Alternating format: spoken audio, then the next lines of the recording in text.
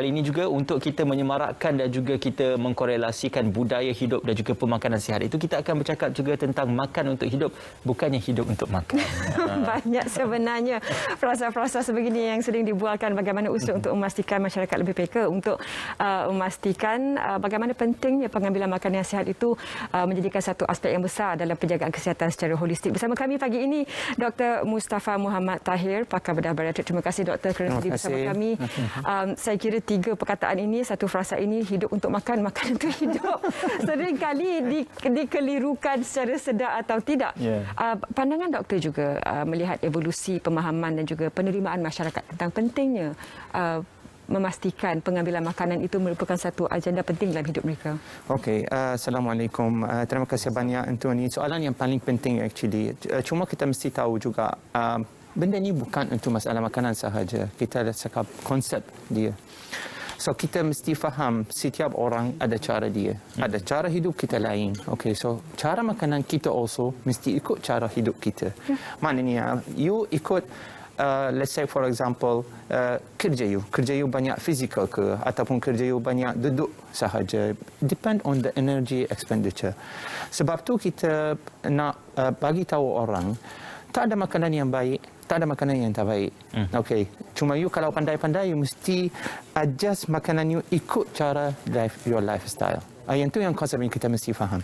You tak boleh makan benda yang sama tapi kerja you is actually tak, untuk makanan ni kira macam tak penting. So jadi kita mesti tahu also jenis makanan yang kita makan. Mesti kita tahu also cara masak makanan kita macam mana. The problem in Malaysia, the makanan actually terlalu banyak. So the option memang banyak.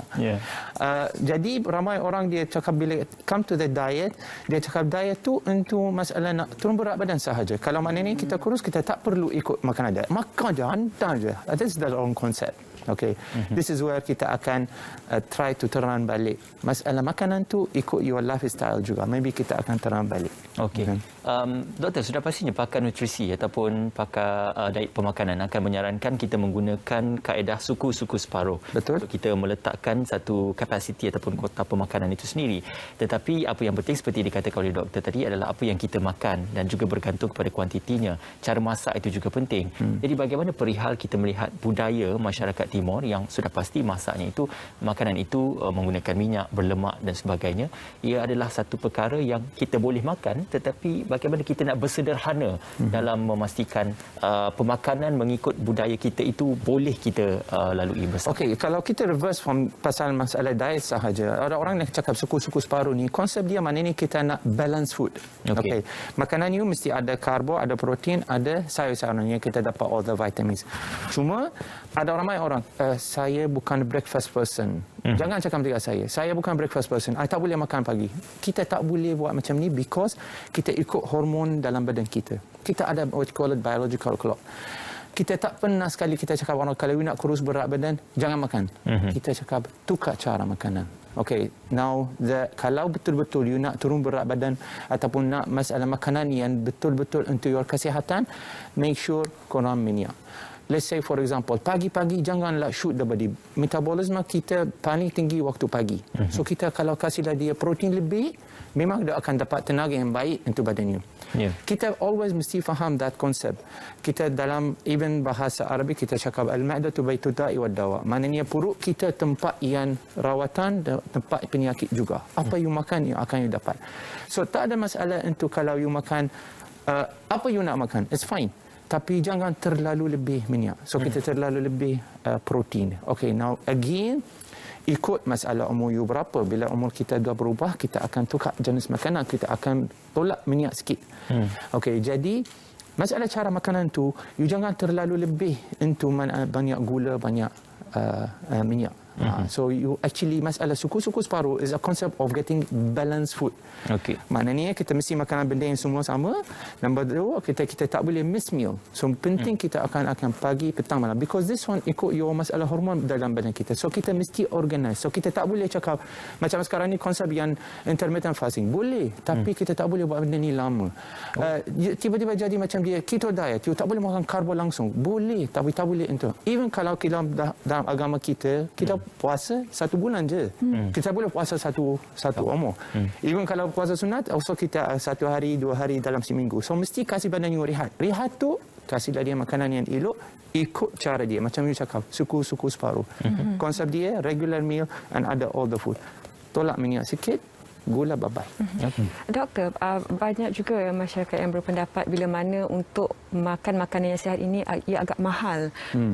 Bagaimana persepsi itu boleh diperbetulkan dan bagaimana kita ingin memberikan pemahaman kepada masyarakat bahawa untuk mendapatkan gizi yang sihat itu ia sebenarnya tidak semestinya mahal, cuma perlu tahu apa dari segi kandungan khasiat setiap makanan yang kita ambil. Okey, yang tu soalan yang paling penting juga. Okey, now betul dia cakap healthy diet memang expensive, memang mahal. Tapi healthy diet tu because cara masak dia lain. Okey, kalau you tak mampu beli benda ni dari luar, you boleh masak sendiri. Sebab tu kalau kita cakap orang kalau nak control your diet, nak makanan you betul, you masak sendiri. Kalau you tak ada masa, it's okay kalau you bangun awal setengah jam untuk prepare makanan you. Okey, now kalau kita cakap masalah makanan ataupun obesity ke ataupun makanan yang tak elok, usually is actually the two type. High socioeconomic, low socioeconomic. Orang yang kaya sangat, orang yang poverty. So because you tak dapat benda ni. Tapi kita tak emphasize untuk makanan yang mahal atau makanan yang murah. Kita emphasize on cara masak dia. So sebab tu kalau kita memang kita rushing, kita beli apa yang ada. Yang beli ada, yang tu yang problem. So kalau you tak mampu beli makanan yang mahal, you masak sendiri. Jadi benda ni kena macam low fire, slowly, memang you akan dapat makanan yang sama tapi healthy. Okey. Doktor, dalam bidang kepakaran doktor iaitu bidang bariatrik juga, kalau kita melihat ada 3 jenis pembedahan yang biasanya, antaranya adalah gastric bypass, gastric gastrectomy dan sebagainya. Jadi bagaimana doktor melihat perkara-perkara sepanjang pengalaman doktor, pesakit-pesakit yang datang ataupun mereka-mereka yang datang itu sebenarnya perkara-perkara tentang kesedaran awal kaedah pemakanan itu boleh dilakukan sekiranya mereka meletakkan keutamaan itu daripada awal, daripada mereka mendapatkan atau menjadikan pembedahan itu sebagai pilihan yang utama berbanding kepada mengamalkan diet yang lebih sihat terlebih dahulu. Okey, kita mesti kira. Okey, maknanya you perlu kita tahu, let's say for example contoh dia, you orang ni duduk dalam studio, you akan kerja, kira macam kita kerja you macam mana? Office base ke macam mana? Because you pakai otak banyak, you akan burn banyak. Lain pada orang macam pergi kerja construction. Lagi pada orang macam duduk dalam bank. So setiap orang semesti ada cara kira makanan kita. So kita mesti tahu berapa banyak kita masuk, berapa banyak dia keluar.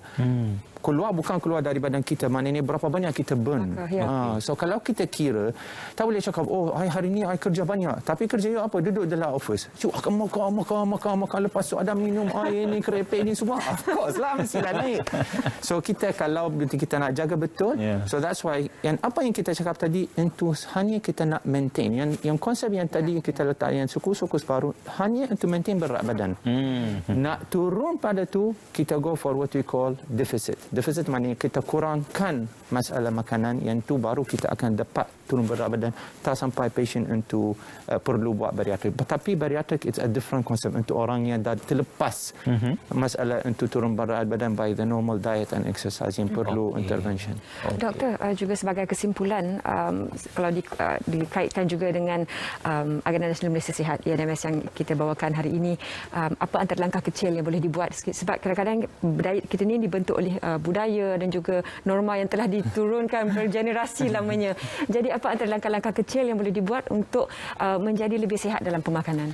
Okey, kalau kita kira macam tu, kita have combination of banyak faktor. Faktor nombor 1, kalau nak berubah, nombor 1 kita berubah lifestyle kita. That's the most important. Makanan, kalau kita kira, even kalau let's say for example kita kira 70% dari hidup kita untuk maintain berat badan is actually makanan, 30% is actually exercise. Jadi masalah exercise tu bukan itu I tak exercise because I tak gemuk. Exercise tu macam lifestyle, untuk masalah kesihatan. Kalau kita kira sekarang ni, even let's say kalau kita pergi into cancer, ada banyak konsep sekarang ni, kalau you cancer, you have to, we call it sugar devoid meal. Maknanya you cut sugar totally, dia akan even boleh benda ni against cancer. Jadi ada banyak konsep dalam makanan kita. Principle very simple. Lebihkan protein, lebihkan sayur-sayuran, kurangkan minyak, Okay, and gula kalau kita cut even better, tapi always have to understand. Setiap minggu ada cheating day, setiap hari you ada some cheating here and there. Kadang-kadang kita tak boleh tukar makanan, kita tukar kawan. Because kawan kita akan tarik kita untuk makanan yang tak betul. So that's why actually the lifestyle dia tertentu. Your group, your friends, your lifestyle yang you buat. Tapi yang penting kalau kita betul-betul regular meal, minyak dia kurang. Okay, kalau kita boleh gula cut. Okay, sekali-sekala sini sana is okay. Ada birthday sini, birthday sana. You ada raya, you ada ni. Ada off days yang you akan enjoy. But overall, untuk masalah kesihatan, kalau kita kira kita nak betul-betul nak lawan against COVID sekarang ni, actually is all immunity ikut makanan you. So lebih pada makanan dan protein, kurangkan your minyak lagi better. Ya, kita adalah apa yang kita makan, doktor. Okey, terima kasih doktor kerana bersama dengan kami. Itulah dia Dr. Mustafa. Terima kasih sekali lagi bersama dengan kami. InsyaAllah kita meneruskan agenda Nasional Malaysia Sihat melalui kita mengamalkan pemakanan yang sihat. Jangan satu hari makanan sihat, 7 hari cheat day. Kena terbalikkan. Satu hari cheat day, 6 hari makanan sihat.